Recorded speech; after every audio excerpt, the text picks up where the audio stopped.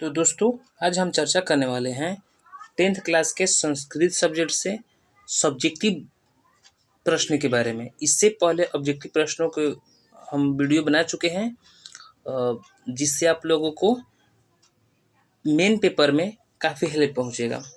तो यदि आप लोग नहीं देखे हैं तो ऑब्जेक्टिव वीडियो को देख लीजिएगा। आज हम चर्चा करने वाले हैं सब्जेक्टिव क्वेश्चन के बारे में। तो सबसे पहले मंगलम क्या होता है? तो मंगलम का अर्थ होता है कल्याण करना। तो अब इसमें जो प्रमुख क्वेश्चन है, आया हुआ क्वेश्चन पर हम चर्चा करते हैं। तो पहला क्वेश्चन है, आत्मा के स्वरूप का वर्णन करें। तो ये मंगलम पाठ में कैसे बताया गया है, क्या बताया गया, उसके आधार पर करना है। तो आत्मा के स्वरूप का वर्णन कर देखिए 2020 में और 2021 में आया हुआ क्वेश्चन है। तो यहाँ कहा गया कि कठोपनिषद में आत्मा के स्वरूप का बड़े ही अपूर्व विश्लेषण किया गया है। आत्मा मनुष्य की हृदय रूपी गुफा में अवस्थित है। यह अणु से भी सूक्ष्म है, यह महान से भी महान है। इसका रहस्य समझने वाला सत्य का अन्वेषण करता है। यह शोक रहित है। तो देखिए ये बहुत इंपॉर्टेंट क्वेश्चन है, इसमें सभी इंपॉर्टेंट क्वेश्चन है, तो इसलिए सभी क्वेश्चन पर ध्यान दीजिएगा। अगला क्वेश्चन है कि विद्वान परमात्मा के पास क्या छोड़कर जाते हैं। ये आया हुआ क्वेश्चन है। तो विद्वान परमात्मा के पास तो कह रहे कि मुंडकोपनिषद में महर्षि वेदव्यास का कहना है कि मुंडकोपनिषद जैसा कि मंगलम पाठ में 5 उपनिषद है, 5 उपनिषद से लिया गया श्लोक है, इस पर चर्चा किया गया है। तो ये मुंडकोपनिषद में चर्चा किया गया है। इसमें महर्षि वेदव्यास का कहना है कि जिस प्रकार बहती हुई नदी अपने नाम और रूप अर्थात अपने व्यक्तित्व को त्याग कर समुद्र में मिल जाती है, उसी प्रकार महान पुरुष अपने नाम और रूप अर्थात अहम को त्याग कर ब्रह्मा को प्राप्त कर लेते हैं। तो ये दूसरा हुआ क्वेश्चन। अब तीसरे क्वेश्चन की ओर बढ़ते हैं हम। तीसरा क्वेश्चन है कि उपनिषद ग्रंथ का मूल उद्देश्य क्या है। देखिए ये भी आया हुआ क्वेश्चन है, उपनिषद ग्रंथ का मूल उद्देश्य क्या है। तो ये रहा इसका आंसर कि उपनिषद वैदिक वांग्मय का अंतिम भाग है। इसमें दर्शन शास्त्र के सिद्धांतों का वर्णन है। इस ग्रंथ का मूल उद्देश्य परम पुरुष परमात्मा की महिमा का वर्णन करना है। आत्म विषयक और ब्रह्म विषयक तत्वों की विस्तृत व्याख्या करना भी उपनिषद का उद्देश्य है। तो जैसे कि आप लोगों को पता है कि उपनिषद से ही सभी जो श्लोक है लिया गया है, और उपनिषद का अर्थ होता है गुरु के सानिध्य में जाना, गुरु के समीप जाना। अगला क्वेश्चन है, मंगलम पाठ के आधार पर सत्य का स्वरूप बताएं। देखिए जो आया हुआ क्वेश्चन है।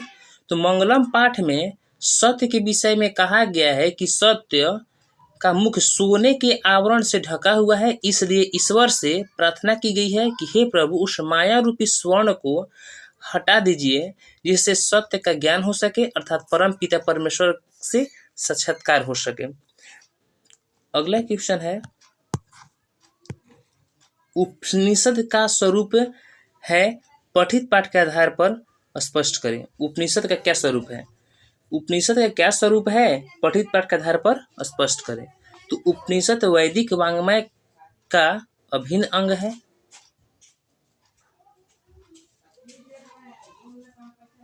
इसमें दर्शन शास्त्र सिद्धांतों का प्रतिपादन किया गया है। सर्वत्र परम पुरुष परमात्मा का गुणगान किया गया है।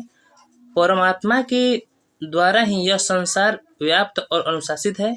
सत्य की पराकाष्ठा ही ईश्वर का मूर्त रूप है। ईश्वर ही सभी तपस्याओं का परम लक्ष्य है। अगला क्वेश्चन है,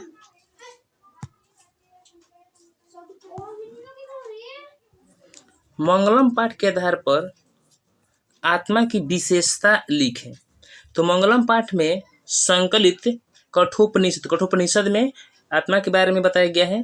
कठोपनिषद से लिए गए मंत्र में महर्षि वेदव्यास कहते हैं कि प्राणियों की आत्मा हृदय रूपी गुफा में बंद है। यह सूक्ष्म से भी सूक्ष्म और महान से भी महान है। इस आत्मा को वश में नहीं किया जा सकता है, सूक्ष्म अब नहीं किया जा सकता है। यह मिस्टेक से एक कर दिया गया है। विद्वान लोग शोक रहित होकर परमात्मा अर्थात ईश्वर का दर्शन करते हैं।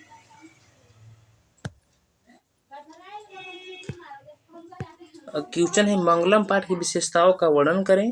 तो कह रहे कि मंगलम पाठ में ईशावास्योपनिषद, कठोपनिषद, मुंडकोपनिषद तथा श्वेताश्वरोपनिषद के 5 मंत्र हैं। इसमें सत्य, आत्मा, ईश्वर प्राप्ति हेतु प्रयास तथा आत्मनिश्चल भाव पर विशेष प्रकाश डाला गया है। इसमें ब्रह्म है विषयक एवं आत्म विषयक ज्ञान की महत्ता बतलाई गई है। महर्षि वेदव्यास का कहना है कि सत्य ही मोक्ष का द्वार है, आत्मा सूक्ष्म तथा विशाल से विशाल है। इस रहस्य को वे सभी समझ पाते हैं जो अपने को अज्ञानी एवं ईश्वर का अंश मानते हैं। अगला क्वेश्चन है कि विद्वान पुरुष ब्रह्म को किस प्रकार प्राप्त करता है।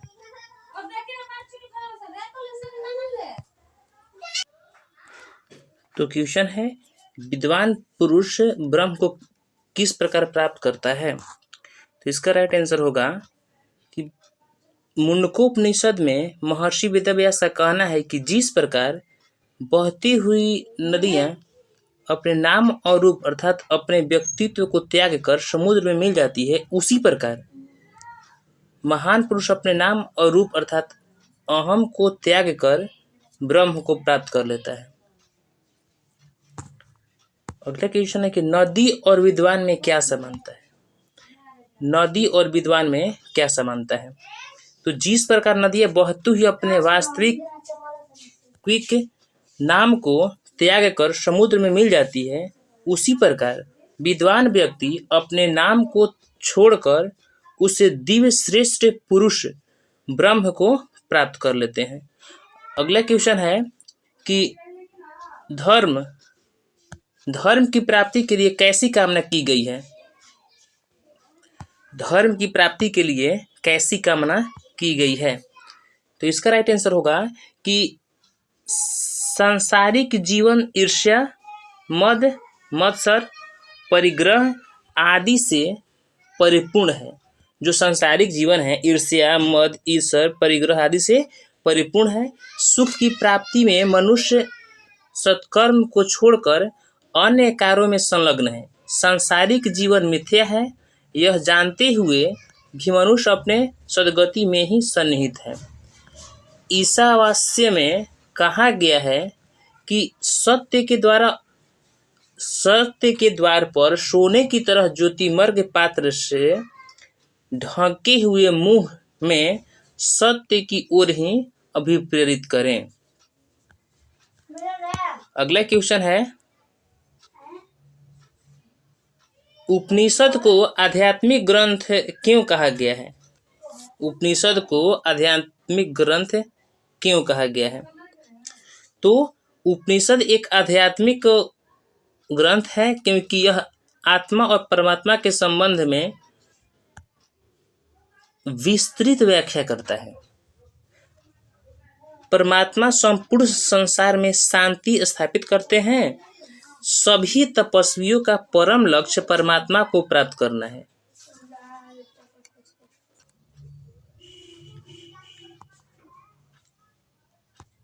महान लोग संसार रूपी सागर को कैसे पार करते हैं।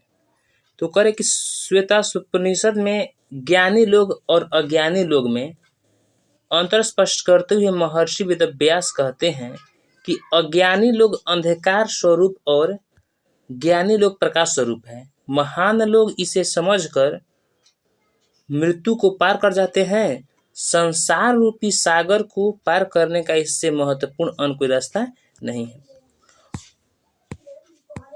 और ये रहा लास्ट क्वेश्चन कि ईश्वर प्राप्ति ही तपस्या का मूल उद्देश्य क्यों है।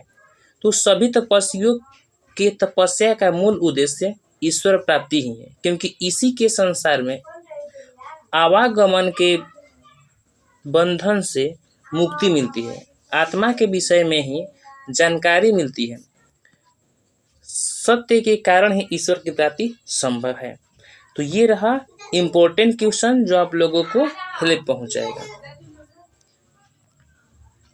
दोस्तों इससे पहले हम एक बार और बता दें कि इससे पहले हम मंगलम पाठ के ऑब्जेक्टिव टॉप 50 ऑब्जेक्टिव क्वेश्चन के बारे में चर्चा किए हैं। उसको आप अच्छा से देख लीजिएगा और ये सब्जेक्टिव अच्छा से देख लीजिएगा। तो मंगलम पाठ से जो 3 नंबर के क्वेश्चन आता है वो आप लोग का नहीं छूटेगा। सब्जेक्टिव से भी 3 से 4 नंबर के आता है तो ये भी नहीं छूटेगा, और ऑब्जेक्टिव से भी जो 1-2 नंबर के क्वेश्चन आता है वो भी नहीं छूटेगा। ठीक है, तो इसी प्रकार के आप लोगों को 10th क्लास की और 12th क्लास की वीडियो चाहिए तो इस वीडियो को लाइक करें, शेयर करें तथा चैनल को सब्सक्राइब करें ताकि आप लोग को समय समय पर नोटिफिकेशन मिलता रहे। धन्यवाद।